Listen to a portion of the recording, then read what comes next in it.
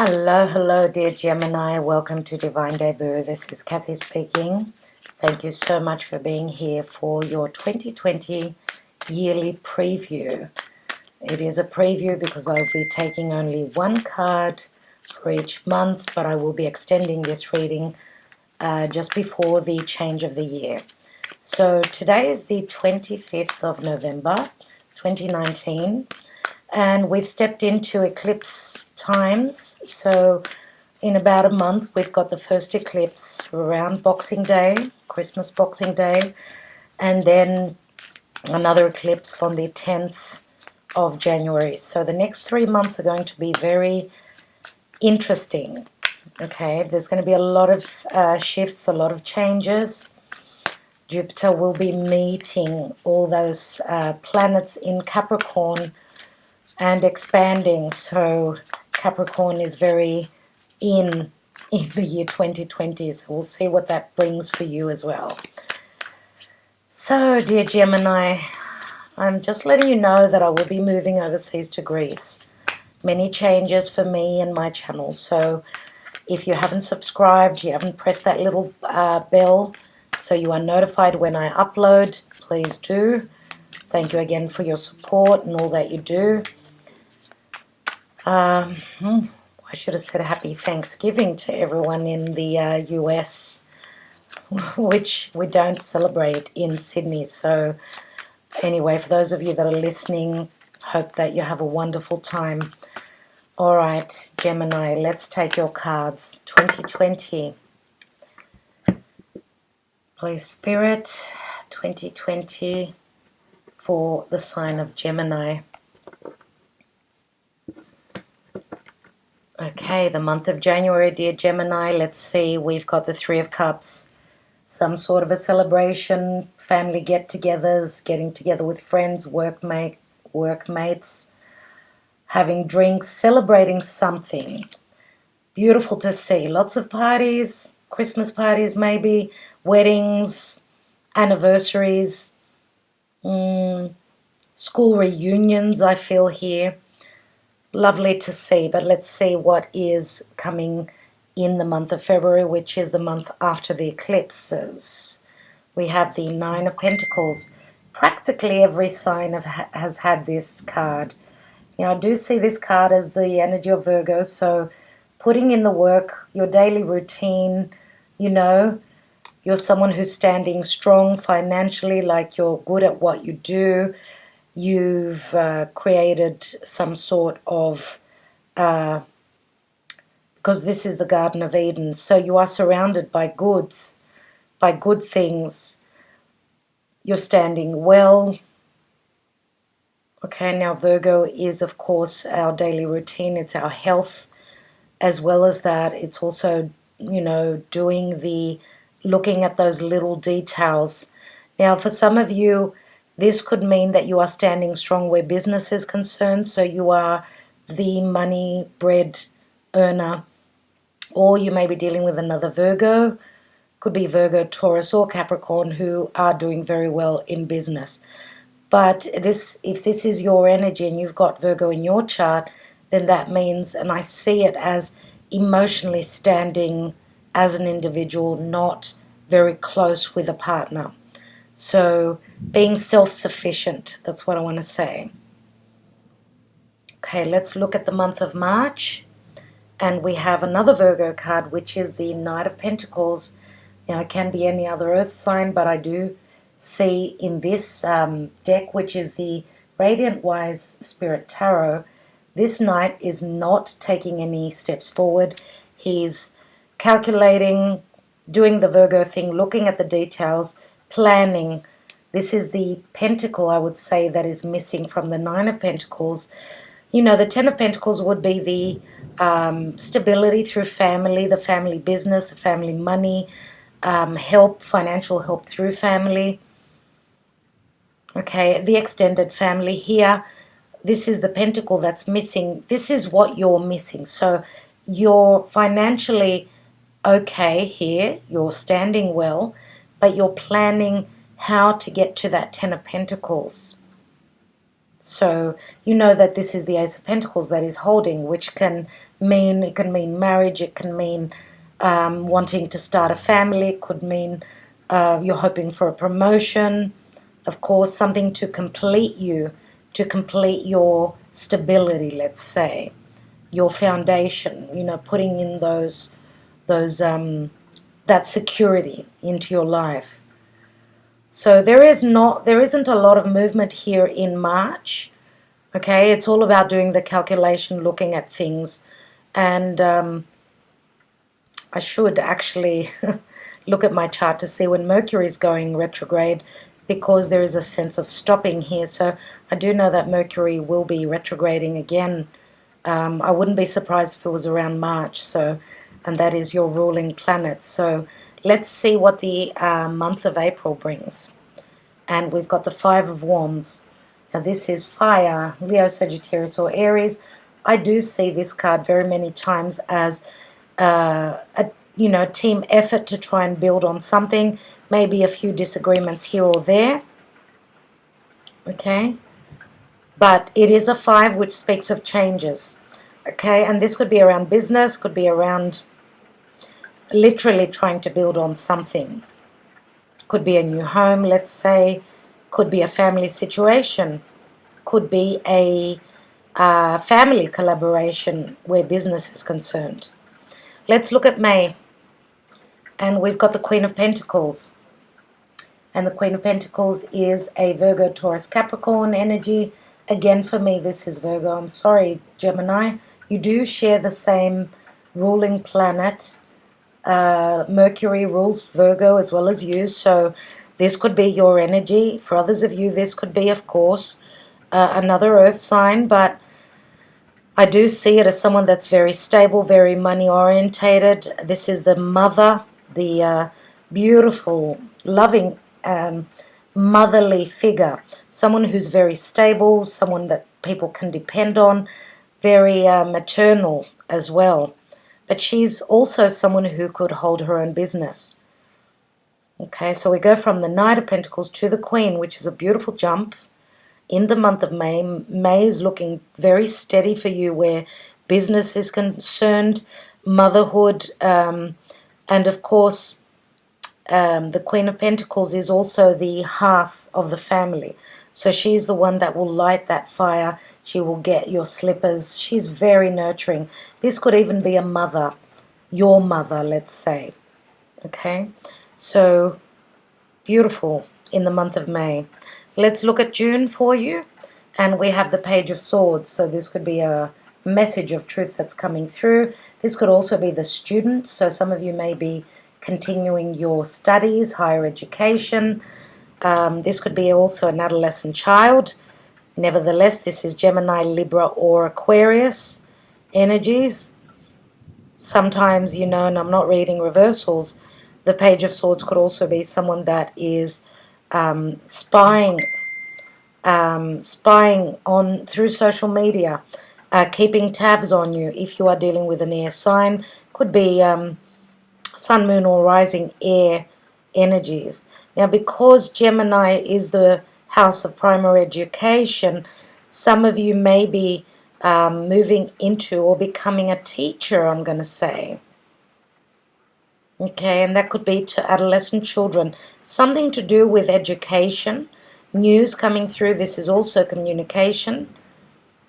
And you may be collaborating with others, and some of you may need to further extend your studies. Now, this could also be an adolescent child, as I said, because you are showing up as the mother figure, and we've got a page here. Whatever this truth is that's coming through, the news that's coming through, it's going to help you turn some page in your life. Let's look at the month of July. July. And we've got the Ace of Wands.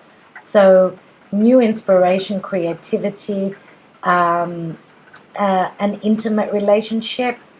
Also, this is, that light going on, seeing something clearly, having the universe giving you some sort of a new beginning. Something is ready to take off.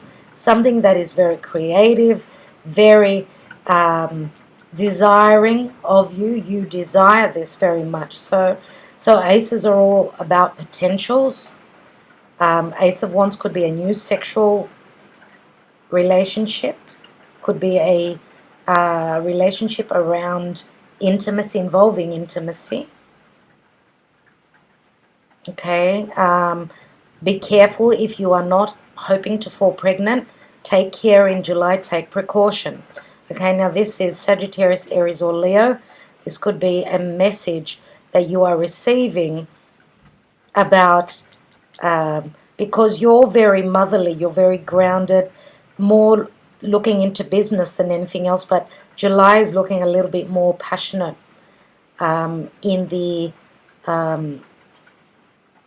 arena of connecting deeply and sexually. So let's look at the month of August, and we've got the Two of Wands now. So we start with the Ace of Wands. In July and in August, there you're walking through a brand new doorway. This could be a decision that you're wanting to make, but it's also very Sagittarian because he's holding that world ball. So some of you may be very passionate about traveling, going on an adventure, making a decision to leave something behind and go for what you really desire. So it's quite different energies in July, August than here in May and June. Okay, so it's more about business and intellect here, where here it's all about desire, of course, creativity again, but also passion. Okay, so July, August, let's look at September for you. And we've got the Sun, which is Leo. Children, creativity, clarity, warmth, love, true love. You know, the Sun is also a card of ego. Some of you are feeling strong. You're very connected to source. Leo is also the house of flirtation. It's the house of risk-taking as well. This could also speak of children as well. So some of you may be, because we've got the, the card of the Ace of Wands here, which does speak very much about connecting on an intimate level. Remember what I said, if you're not ready to have a family, then, and I feel as though there is a change in trajectory here in your life from July. Big changes here. A lot of fire here. Okay? So again, as I said, you may be dealing with a Leo. Leo is all about, shining their light, getting up on stage, performing. Some of you may be even performing. Yes. Okay, because it's very creative energy. It's also taking that risk. It's creative pursuits. Okay, so let's look at what comes in the month of October for you, dear Gemini. And we've got the Moon. And the Moon is, of course, the sign of Pisces or Cancer. The Moon does rule motherhood. It's also because the Moon rules the 4th house of Cancer. It's your foundation, it's your family, your heritage. This can be also a card of illusions as well as fears, but also strong intuition. We do have the 2 luminaries here, so we're talking September, October. That's in between eclipses, actually. So this would be, I would say, the midpoint of the eclipses of mid-year and the end of the year. So whatever the eclipses of July still could be playing out in your life here. Now again, the Moon can also mean, when we look at love within a chart, in the synastry of 2 people, we always look at the Moon. So the Moon does speak of deep emotion. It's our unconscious, our subconscious, right? And it's also deep, deep feelings. Okay? So Cancer is also the child that needs to be loved and nurtured. It wants to feel secure. Pay attention to your dreams in the month of October. And it does show the eclipsed moon here. Very interesting, isn't it? Okay, so let's see what that, let's say, full moon is going to bring for you in the month of October, which it will be the full moon in Taurus, no doubt, because that's the time of, that's the end of October is the Scorpio time, and we do have a full moon in Taurus. So Taurus is all about the physical body, of course. It's also earned income, what we have, it's our comforts, our values. And Uranus transiting through Taurus is bringing radical changes here. So this is the unknown. The moon is the unknown. It doesn't usually tell us what it's all about, but it's very deep-rooted. Let's see what comes in the month of November. And we've got the Hanging Man, which is Piscean energy. Now, with the Hanging Man, he's got a halo around his head. This is a card of sacrifice, needing to look at things through another lens, another perspective. Okay, this is another time of stopping. Maybe you're having a break.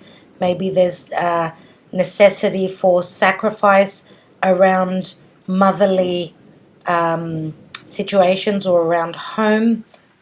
The Hanging Man being Pisces can also speak of the ending of cycles. Pisces is the last house of the zodiac.